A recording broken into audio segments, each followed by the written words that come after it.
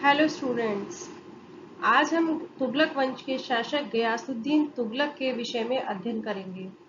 और आज के इस वीडियो लेक्चर में हम जहां एक और गयासुद्दीन के प्रारंभिक जीवन के विषय में चर्चा करेंगे, साथ में ही गयासुद्दीन तुगलक के द्वारा किस तरह से अपनी राजस्व नीति को निर्धारित किया गया और किस तरह से उसे सेना को पुनर्गठित करने का प्रयास किया। इसके अलावा उसने अपनी कृषि नीति को किस तरह से बनाया, इन प्रमुख विषयों पर भी चर्चा करने का हमारा प्रयास रहेगा। सबसे पहले बात करते हैं गयासुद्दीन तुगलक के आरंभिक जीवन के विषय में कि किस तरह से गयासुद्दीन तुगलक के द्वारा राजगद्दी पर अधिकार किया गया था। तो सबसे पहले बात करते हैं कि सुल्तान गयासुद्दीन तुगलक ने ही एक नए राजवंश की स्थापना की थी, जिसको कि तुगलक वंश के नाम से जाना जाता है। गाजी जो तुगलक है, उसका आरंभिक जो जीवन है एक साधारण से सैनिक के रूप में उसने आरंभ किया था। अमीर खुसरो ने अपने ग्रंथ तुगलकनामा में इस तरह का उल्लेख हमको किया है कि गाजी तुगलक सुल्तान जलालुद्दीन खिलजी के समय में उसके अंगरक्षक के पद पर नियुक्त था। अलाउद्दीन खिलजी के समय गयासुद्दीन तुगलक के पद और प्रतिष्ठा में काफी वृद्धि हुई थी।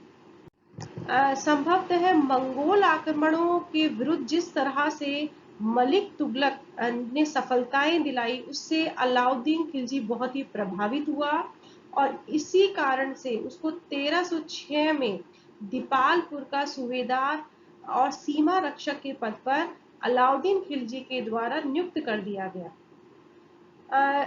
ये गयासुद्दीन तुगलक का सौभाग्य ही था कि उसको 18 बार मंगोल आक्रमणकारियों से मुकाबला करने का मौका मिला और उनको पराजित किया। और इन्हीं युद्धों में जो उसको सफलता मिली, उसी के कारण वह मलिक उल गाजी के नाम से प्रसिद्ध हुआ। अलाउद्दीन खिलजी के शासनकाल के अंतिम दिनों में तो गयासुद्दीन तुगलक की जो गणना है वह बहुत ही महत्वपूर्ण अमीरों में होने लग गई थी। उसकी पद और प्रतिष्ठा में कुतुबुद्दीन मुबारक खिलजी के समय कोई विशेष परिवर्तन नहीं हुआ, यद्यपि वो अपने पहले के पद को बनाने में सफल रहा। राज सत्ता पर अपना अधिकार स्थापित करने के बाद खुसरो शाह ने भी उसे खुश करने का प्रयास किया और उसे दीपालपुर के सूबेदार के पद पर स्थायी कर दिया। और इसके बाद एक विजेता के रूप में उसने दिल्ली में प्रवेश किया और बिना किसी विरोध के वह 8 सितंबर 1320 में गयासुद्दीन तुगलक गाजी के नाम से दिल्ली के सिंहासन पर आसीन हुआ। तो इस तरह से 1320 में तुगलक वंश के संस्थापक गयासुद्दीन तुगलक का राज्यारोहण हुआ और वह दिल्ली की गद्दी उसको प्राप्त हुई। जब गयासुद्दीन तुगलक गद्दी पर बैठा तो उसे आरंभ में अनेक कठिनाइयों का सामना करना पड़ा और इसका यह कारण था कि सुल्तान कुतुबुद्दीन मुबारक खिलजी और खुसरो शाह के समय में सुल्तान के पद और प्रतिष्ठा को काफी धक्का पहुंचा था, जिसके कारण शासन व्यवस्था लगभग नष्ट हो गई थी। तो सिंहासन पर बैठते ही गयासुद्दीन तुगलक को जगह जगह प्रांतों में विद्रोह प्राप्त हुए। केंद्र में अशांति का लाभ उठाकर जहां एक और सिंध के शासक अमर ने अपनी स्वतंत्रता की घोषणा कर रखी थी, वहीं आइन मुल्क मुल्तानी को वापस बुला लेने के बाद गुजरात में भी विद्रोह हो गया था। राजपूताना में भी, चित्तौड़ में, नागौर में और जालौर में वहां के राजपूत सरदारों ने विद्रोह कर दिया था। हिंदू राजा, हिंदू जमींदार भी अशांति फैला रहे थे। साथ में ही देवगिरी और तेलंगाना में भी बार बार विद्रोह हो रहा था। तो कहने का तात्पर्य है कि जब वह गद्दी पर बैठा तो चारों तरफ उसे अशांति का सामना करना पड़ा और प्रांतों में लगातार विद्रोह हो रहे थे। इस तरह से लेकिन इन परिस्थितियों में गयासुद्दीन तुगलक ने अपना धैर्य या साहस नहीं खोया और उसने बहुत ही कुशलता के साथ इन समस्याओं का समाधान किया और उसने सल्तनत की शासन व्यवस्था को वह धीरे धीरे करके सामान्य स्तर पर ले आया। अब हम बात करते हैं कि किस तरह से गयासुद्दीन तुगलक के द्वारा आर्थिक सुधार किए गए। तो सबसे पहले उसने राजस्व व्यवस्था के पुनर्गठन की ओर ध्यान दिया और उसने राजस्व व्यवस्था में सुधार करने के लिए एक व्यवहारिक योजना बनाई जो मूल रूप से अलाउद्दीन खिलजी की जो कठोर प्रणाली थी और उसके उत्तराधिकारियों की जो उदार प्रणाली थी उसके बीच का उसने रास्ता अपनाया और उसमें दोनों के बीच में उसने मध्यवर्ती समझौता किया। उसने किसानों की स्थिति में सुधार करने के लिए कृषि योग्य जो भूमि है उसका विस्तार किया और यही मुख्य रूप से उसकी राजस्व नीति के दो मुख्य उद्देश्य थे। एक तो उद्देश्य यह था कि उसने जो राजस्व सुधार के लिए उसने एक तो मध्यवर्ती मार्ग अपनाया, दूसरे उसने किसानों की स्थिति को सुधार करने के प्रयास किए। गयासुद्दीन ने अपनी कृषि नीति में किसानों के प्रति उदार व्यवहार अपनाया। उसने यह आदेश दिया कि ऐसा व्यवहार किसानों के साथ करो कि ना तो वो अधिक समृद्ध हो और ना ही वो इतने गरीब हो जाएं कि वो विद्रोह करने की सोचने लगे और इतने गरीब भी ना हो कि वो अपने खेतों को ही छोड़ दें या खेती करना ही छोड़ दें। इसके लिए साथ में उसने यह भी आदेश दिया कि अगर राज्य में अनावृष्टि की समस्या उत्पन्न हो गई या कोई प्राकृतिक संकट उत्पन्न हो गया है और इसके कारण फसल नष्ट हो गई है या फसल को क्षति हो गई है तो किसानों को भूमि कर में छूट दी जाए। संभवतः किसानों से पहले की भांति उपज का 1/3 भाग लगान के रूप में वसूल किया जाने लगा। साथ में ही उसने यह भी आदेश जारी किया कि एक वर्ष में एक प्रांत के राजस्व में 1/10 या 1/11 भाग से अधिक वृद्धि नहीं की जाए।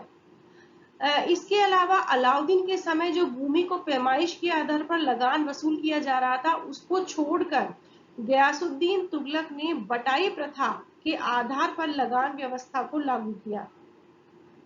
अलाउद्दीन की भांति ही गयासुद्दीन इस बात में विश्वास नहीं करता था कि खूत और मुकद्दम जो राजस्व अधिकारी हैं उनके साथ कठोर व्यवहार किया जाए और उनके जो अधिकार हैं या विशेष अधिकार थे जो अलाउद्दीन के समय छीन लिए गए थे उनको उसने वापस देने का प्रयास किया। साथ में ही उनके खेतों को और उनके जो चरागाह थे उनको भी उसके द्वारा कर मुक्त कर दिया गया।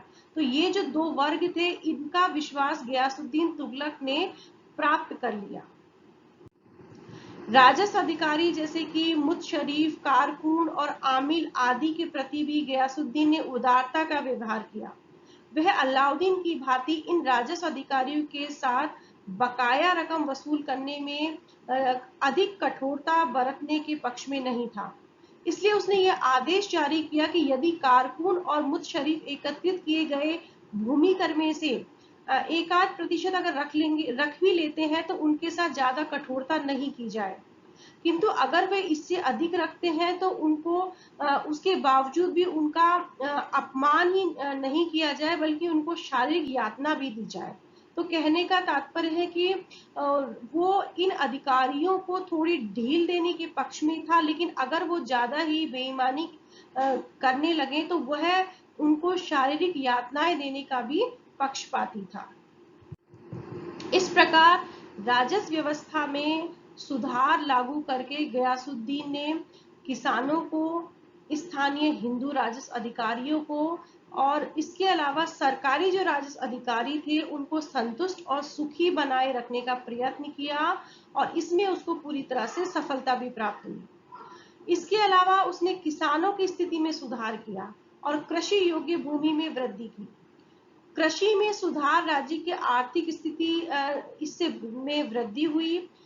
आर्थिक व्यवस्था या राजस्व में सुधार के साथ साथ गयासुद्दीन तुगलक के द्वारा सेना का पुनर्गठन भी किया गया और इसके लिए सेना का पुनर्गठन गयासुद्दीन तुगलक इसलिए कर पाया कि वह स्वयं एक कुशल और अनुभवी सेनापति था और उसने एक शक्तिशाली सेना का गठन करने में बहुत ही परिश्रम किया था।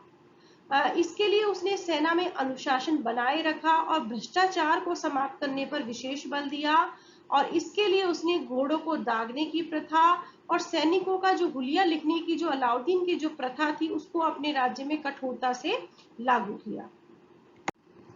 यही कारण है कि सिंहासन पर बैठने के 2 वर्ष के भीतर ही वह सेना को बहुत अधिक शक्तिशाली बनाने में सफल हो गया। यातायात की सुविधा के लिए उसने सड़कों को ठीक करवाया, पुलों का निर्माण करवाया, साथ में ही सिंचाई की सुविधा के लिए उसने नहरों का निर्माण करवाया। इसके अलावा उसने डाक व्यवस्था को भी पुनर्गठित किया या उसको सुसंगठित करने का प्रयास किया, जिससे कि जो डाक है वो शीघ्रता से पहुंचे। और इसके लिए उसने हर 34 मील के फासले पर डाक ले जाने वाले हरकारे और घुड़सवार नियुक्त किए। उसने न्याय व्यवस्था में भी कुछ सुधार किए। अलाउद्दीन के समय की जो कठोर दंड व्यवस्था है उसको समाप्त कर दिया गया, परंतु चोरी और कर ना देने वाले और जो सरकारी धन का जो गबन करते थे उनको उसने कठोर दंड की व्यवस्था की।